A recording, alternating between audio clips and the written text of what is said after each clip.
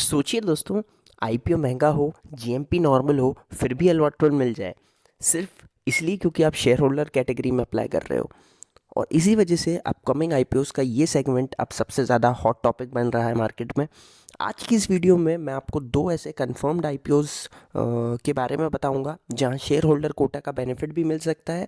साथ ही ये भी क्लियर करेंगे कि कौन सी पेरेंट कंपनी का शेयर रखना ज़रूरी है, क्योंकि रिकॉर्ड डेट कैसे काम करती है ये भी जानना ज़रूरी है। और रियलिस्टिकली क्या एक्सपेक्ट करना चाहिए कि आपको कौन सा शेयर लेना है, क्या आपको करना है। तो वीडियो का एंड तक ज़रूर देखना, क्योंकि मैं आपको हर एक चीज़ बहुत लॉजिकली समझाने वाला हूँ। एक छोटी सी इंपॉर्टेंट बात, मैं सेबी रजिस्टर्ड इन्वेस्टमेंट एडवाइज़र नहीं हूँ। इस वीडियो में दी गई सारी इन्फॉर्मेशन सिर्फ एजुकेशनल और इन्फॉर्मेशनल पर्पज़ के लिए है। कोई भी इन्वेस्टमेंट डिसीजन लेने से पहले अपनी ओन रिसर्च ज़रूर करें या फिर अपने फाइनेंशियल एडवाइज़र से ज़रूर सलाह लें। दोस्तों, सबसे पहला यहाँ पर आईपीओ रहने वाला है Bharat coking coal limited, BCCL IPO. दोस्तों, ये एक गवर्नमेंट पीएसयू है और कोल इंडिया लिमिटेड की सब्सिडियरी कंपनी है। कोल इंडिया का रोल आप इंडियन इकोनॉमी में जान ही रहे हैं, क्या होता है क्या है। और पावर, स्टील, इंफ्रास्ट्रक्चर सब जगह यहाँ पर कोल इंडिया आपको नज़र आएगी। अगर मैं बात करता हूँ भारत कोकिंग कोल की, तो आप ये सोचेंगे कि कोल इंडिया तो कोल बनाती है, तो भारत कोकिंग कोल क्या करती है। तो ये एक होता है कोल जो पावर सेक्टर में यूज़ होता है, और एक होता है कोकिंग कोल जो स्टील सेक्टर में यूज़ होता है। अब मैं आपको कोकिंग कोल का बता देता हूँ। इसमें क्या होता है, कोकिंग कोल जो होता है, हम ऑक्सीजन की एब्सेंस में यहाँ पर हीट करते हैं, तो एक कार्बन मटेरियल यहाँ पर कार्बन जो है मटेरियल वो बनता है। तो ये कार्बन का जो यूज़ होता है वो स्टील इंडस्ट्री में यूज़ करते हैं, इससे स्टील बनाया जाता है। दोस्तों, अगर बात करते हैं कोल की, तो जितना भी इंडिया में कोल की नीड रहती है उसका यहाँ पर 50% यहाँ पर बीसीसीएल पूरा करती है। अगर मैं बात करता हूँ बीसीसीएल के अलावा कोल इंडिया की, तो कोल इंडिया जो है 100% स्टेक अपना यहाँ पर बीसीसीएल पे रखती है। तो एक वो चीज़ रहने वाली है। इसी के साथ अभी 10% ये डाइल्यूट कर रहे हैं, जिसमें से दोस्तों यहाँ पर 46.57 करोड़ के यहाँ पर इक्विटी शेयर्स के ऑफर फॉर सेल यहाँ पर आपको देखने के लिए मिलेगा। दोस्तों, सबसे पहले आप जान लेते हैं कि आईपीओ का क्या साइज़ रहने वाला है। तो आईपीओ का साइज़ दोस्तों 1300 करोड़ के यहाँ पर अप्रॉक्सीमेटली 1300 करोड़ से 1500 करोड़ के बीच में रहने वाला है। और ये पूरा का पूरा दोस्तों यहाँ पर ऑफर फॉर सेल रहेगा। 10% डाइल्यूशन मैंने आपको बता ही दिया है, और कोई फ्रेश इशू यहाँ पर आपको देखने के लिए नहीं मिलने वाला। दोस्तों, चलिए अब जान लेते हैं शेयर होल्डर कोटा का लॉजिक क्या रहने वाला है। अगर आप कोल इंडिया लिमिटेड का सिर्फ और सिर्फ एक शेयर भी होल्ड करते हो, तो आप बीसीसीएल आईपीओ के शेयर होल्डर कैटेगरी के लिए एलिजिबल हो सकते हैं।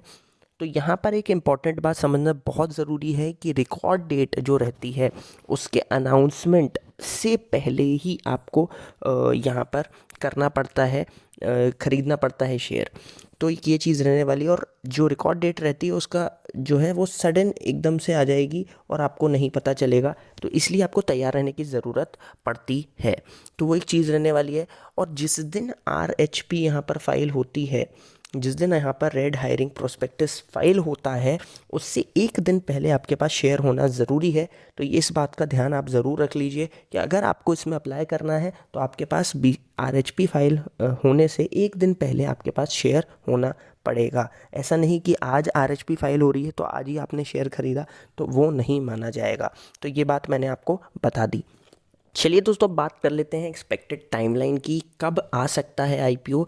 तो आईपीओ दोस्तों अर्ली यहाँ पर जनवरी 26 में आता हुआ आपको नज़र आएगा। तो ये 26 में मिड में भी आ सकता है, और स्टार्ट में मतलब फर्स्ट वीक तक यहाँ पर भी देखने के लिए मिल सकता है। बट ये है श्योर कि भाई 90% चांसेस हैं कि यहाँ पर जनवरी में आपको ये आईपीओ देखने के लिए मिल जाए। तो वो एक चीज़ रहने वाली है, क्योंकि अप्रूवल प्रोसेस कंप्लीट हो चुका है और अब सिर्फ फाइनल फाइलिंग का ही वेट चल रहा है। दोस्तों, हमारा दूसरा यहाँ पर जो आईपीओ रहने वाला है वो है हीरो फिनकॉर्प आईपीओ लिमिटेड। अब बात करते हैं एक बहुत ही पॉपुलर यहाँ पर और बहुत लॉन्ग टाइम वेट के बाद यहाँ पर ये आईपीओ आपको मार्केट में नज़र आता हुआ दिखेगा। हीरो फिनकॉर्प लिमिटेड, ये कंपनी दोस्तों हीरो मोटोकॉर्प ग्रुप का एक पार्ट है। कोर बिजनेस क्या है यहाँ पर? रिटेल लेंडिंग यहाँ पर दिखेगी और फाइनेंशियल एनबीएफसी यहाँ पर कंपनी आपको दिखती है। रिटेल लेंडिंग में भी है, फाइनेंशियल सर्विसेज में भी है, तो एक ये चीज़ रहने वाली है। ब्रांड पे काफ़ी ट्रस्ट है पब्लिक का, तो वो एक चीज़ है। काफ़ी स्ट्रॉन्ग है, बहुत सालों से ये है कंपनी। 1984 में हीरो होंडा के साथ ये आई थी, तो एक वो चीज़ रहने वाली है। दोस्तों रिपोर्ट्स के मुताबिक हीरो फिनकॉर्प का ये आईपीओ जनवरी 26 में यहाँ पर आपको आता हुआ दिखेगा। ये मिड में आता हुआ आपको दिख सकता है, तो एक वो चीज़ रहने वाली है। और अभी भी प्रिपरेशन के लिए हमारे पास बहुत समय है। अभी सबसे पहले बात कर लेते हैं इसमें क्या रहने वाला है, इसका एक्सपेक्टेड टोटल साइज़। तो टोटल साइज़ की अगर मैं बात करता हूँ तो 3600 करोड़ के आसपास यहाँ पर इसका आईपीओ का टोटल साइज़ रहने वाला है, जिसमें से फ्रेश इशू जो है वो आपका 2100 करोड़ का यहाँ पर रहेगा। और इसमें रिमेनिंग जो रहेगा वो आपको ओएफएस देखने के लिए मिलने वाला है। कर लेते हैं शेयर होल्डर कोटा की। तो अगर आप हीरो मोटोकॉर्प का एक शेयर भी होल्ड करते हो तो आप हीरो फिनकॉर्प आईपीओ के शेयर होल्डर कैटेगरी में एलिजिबल हो। जैसे बाकी आईपीओज में भी होता है, यहाँ भी रिकॉर्ड डेट फाइलिंग के साथ ही क्लियर होती है, तो वो भी अचानक हो जाती है, तो एक ये चीज़ आपको देखना रहेगा। दोस्तों लार्ज साइज़ होने के बावजूद भी शेयर होल्डर कैटेगरी में कंपटीशन जो होता है रिलेटिवली कम होता है, तो वो एक चीज़ है रहने वाली है। और यही इसका सबसे बड़ा एडवांटेज भी है कि अगर शेयर होल्डर कोटा आप ले रहे हैं तो इसका ये मतलब नहीं है कि भाई आपको गारंटीड अलॉटमेंट मिल ही जाएगा, तो ऐसा नहीं होता है। लेकिन प्रायोरिटी आपकी और प्रोबेबिलिटी जो रहती है वो ज़रूर आपकी बेटर हो जाती है, तो एक चीज़ है।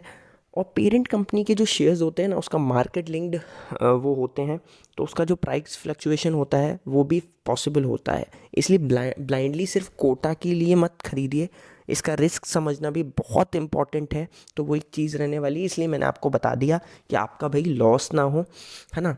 और कोई भी यहाँ पर बाय एंड सेल के रिकमेंडेशन नहीं है, तो वो एक चीज़ ध्यान में रखिएगा। इसी के साथ जो भी जैसे जैसे इन आईपीओज़ की कंफर्म डेट्स और प्राइस बैंड आएंगे, मैं आपको डिटेल रिव्यू इसी चैनल पर अपना दे दूंगा। और आपको ऐसे ऑनेस्ट और क्लीन प्रैक्टिकल आईपीओ अपडेट्स कैसे लगते हैं मुझे कमेंट सेक्शन में ज़रूर बताइएगा। अगर हमारा वीडियो थोड़ा सा भी पसंद आया हो तो चैनल को ज़रूर सब्सक्राइब करिएगा। और मैं आपको एक और चीज़ बता दूं कि हमने अपकमिंग आईपीओज़ की एक पूरी डिटेल्ड यहाँ पर रिव्यू हमारे चैनल पे बनाया हुआ है, एक वीडियो पूरा प्रॉपर। उसमें मैंने बहुत सारे आईपीओज़ के बारे में बात की है जो आने वाले हैं जनवरी में और दिसंबर में अभी, तो वो वीडियो को भी ज़रूर चेकआउट करिएगा। चलिए मिलते हैं अब नेक्स्ट वीडियो में। Take care and happy investing.